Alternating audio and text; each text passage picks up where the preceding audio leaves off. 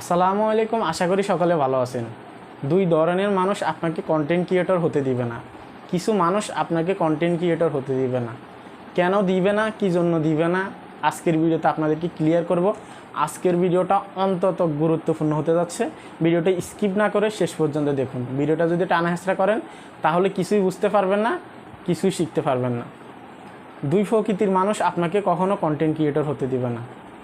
তার মধ্যে প্রথম যেটা রেখেছি সেটা হচ্ছে আপনার চেনা মানুষ, আপনার ভাই বন্ধু যারা আছে তারা আপনাকে কখনো কন্টেন্ট ক্রিয়েটর হতে দিবে না। অনেকেই বলতে পারেন ভাই এটা কিভাবে সম্ভব, কেন তারা আমাদেরকে কন্টেন্ট ক্রিয়েটর হতে দিবে না।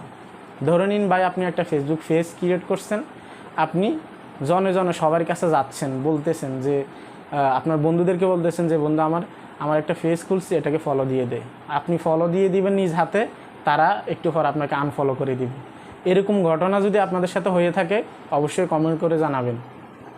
আপনি ফলো দিবেন, তারা আনফলো করে দিবে, এবং কি আপনার সামনে তারা বলবে যে সাপোর্ট করব, সবসময় পাশে থাকবো। কিন্তু আপনি যখন ভিডিও পাবলিশ করবেন, ভিডিও আপলোড করবেন, তাদেরকে খুঁজেই পাওয়া যাবে না।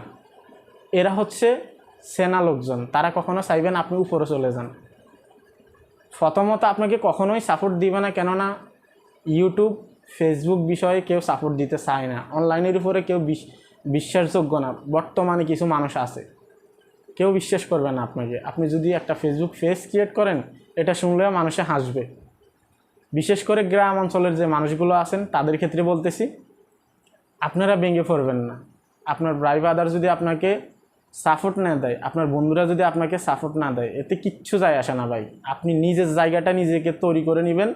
কিভাবে তৈরি করবেন ভিডিও শেষে আমি আপনাদেরকে বলে দিচ্ছি। একটা প্রকৃতির মানুষ হচ্ছে আপনার ভাই বন্ধু যারা আছে তারা। দ্বিতীয় প্রকৃতির যে মানুষগুলো আছে সেটা হচ্ছে আপনার অচেনা মানুষ, আপনাকে কখনো দেখেই নেই। আপনি যখন একটা পেজ ক্রিয়েট করবেন, একটা পেজ খুলবেন, 2-4টা 10টা ভিডিও আপলোড করার পর আপনার ভিডিওটা অন্তত যখন রিচ আসবে, মানুষের কাছে ইমপ্রেশন পাঠাবে, কিছু মানুষের কাছে যখন এই ভিডিওটা যাবে 500-1000 ভিউজ যখন আসবে, তখন কিছু প্রকৃতির মানুষ আপনাকে এসে বাজে কমেন্ট করবে। কোন ধরনের বাজে কমেন্ট করবে, কোন রিলেটেডের উপরে সবথেকে বেশি বাজে কমেন্ট করবে? এই যে আমরা যে ক্যাটাগরির ভিডিও তৈরি করি, সায়েন্স অ্যান্ড টেকনোলজির উপর আমরা যে ধরনের ভিডিওগুলো তৈরি করি, আমাদেরকে সবথেকে বেশি গালাগালি শুনতে হয় ভাই। শুনতে শুনতে অনেক কঠোর হয়ে গেছি, অনেকেই কিন্তু গালাগাল করে ভাই। আমরা যে ধরনের ভিডিওগুলো তৈরি করি, টিপস অ্যান্ড ট্রিক্স, এগুলো মানুষই কী করে, একটা ভিডিও দেখে, অর্ধেক ভিডিও দেখে ভিডিওটি স্কিপ করে তারা অ্যাপ্লাই করে। যখন তারা সম্পূর্ণ ভিডিওটা দেখে না, তখন তারা কমেন্ট বক্সে এসে গালি দেয়। আর টিপস অ্যান্ড ট্রিক্স কিন্তু সবগুলো কাজে লাগে না, এবং কি রাইট সময়ে যদি টিপস অ্যান্ড ট্রিক্সগুলো কাজে না লাগায় তাহলে এগুলো কখনো সফল হয় না।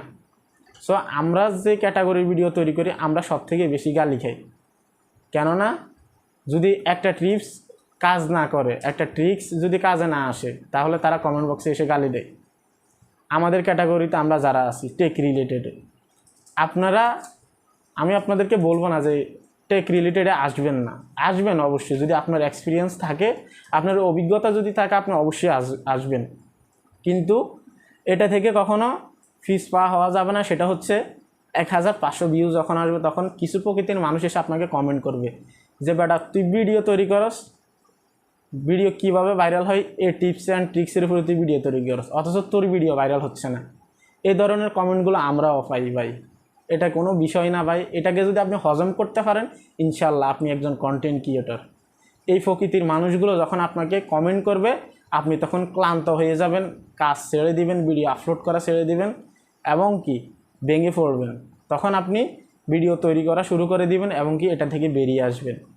এই প্রকৃতির মানুষগুলো আপনাকে কখনো কন্টেন্ট ক্রিয়েটর হতে দিবে না ভাই। আপনি যদি এদের কথায় কান দেন, এবং কি এদের কথায় যদি আপনি নিজেকে রিয়েক্টে নিয়ে আসেন, আপনি যদি নিজেকে দমিয়ে রাখতে না পারেন, এগুলো যদি হজম করতে না পারেন, তাহলে আপনি কন্টেন্ট ক্রিয়েটর কখনো হতে পারবেন না। আপনি কন্টেন্ট ক্রিয়েটর হতে পারবেন তখনই যখন এই কথাগুলো হজম করতে পারবেন। মানুষে অনেক ধরনের গালি দিবে ভাই, হয়তো কমেন্ট রিমুভ করে দিবেন, নয়তো আপনার মতো করে আপনি সম্মানের সাথে রিপ্লাই দিয়ে দিবেন। কিচ্ছু যায় আসে না ভাই। আপনার ভবিষ্যৎ তার হাতে না, আপনার ভবিষ্যৎ হচ্ছে আপনার পরিশ্রমের হাতে। সো যারা এই বিষয়গুলো নিয়ে আপনারা চিন্তিত আছেন ভাই, কোনো টেনশন করবে না। ব্যাড কমেন্ট আসুক, বাজে কমেন্ট আসুক, এতে কিচ্ছু যায় আসে না ভাই। যদি আপনার সমালোচনা না হয় তাহলে আপনি উপরে উঠতে পারবেন না। একটা বিষয় ক্লিয়ার করে দিলাম। এখন কথা হচ্ছে সফল হবেন কিভাবে, একজন সফল কন্টেন্ট ক্রিয়েটর কিভাবে হবেন ভাই?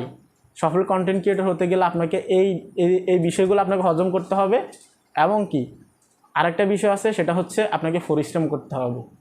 কাজের সাথে পরিশ্রম করে আপনাকে এগিয়ে যেতে হবে। যদি আপনি সামনে এগোতে চান তাহলে এগুলো হজম করে এগোতে হবে এবং নিয়মিত কাজ করতে হবে। এই দুইটা বিষয় যদি আপনি মানতে পারেন, ধৈর্য, এই ব্যাড কমেন্ট যেগুলো আছে সেগুলোকে হজম করা এবং কি কাজ করা নিয়মিত, এই তিনটা বিষয় যদি মানতে পারেন, ইনশাআল্লাহ আপনি একজন কন্টেন্ট ক্রিয়েটর হবেন, আপনি একজন সফল কন্টেন্ট ক্রিয়েটর হবেন। ভিডিওটা যদি ভালো লেগে থাকে অবশ্যই লাইক কমেন্ট শেয়ার করে দিবেন, চ্যানেলটা সাবস্ক্রাইব করে দিবেন। অনেক কথা বলে ফেলছি, আপনাদেরকে বোঝানোর স্বার্থে যেগুলো আমাদের সাথে ঘটে থাকে সেগুলোই কিন্তু আপনাদের সামনে উল্লেখ করি।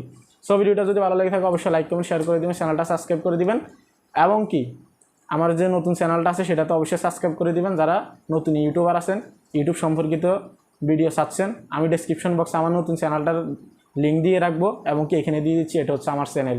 ভালো থাকবেন, সুস্থ থাকবেন, আল্লাহ হাফেজ।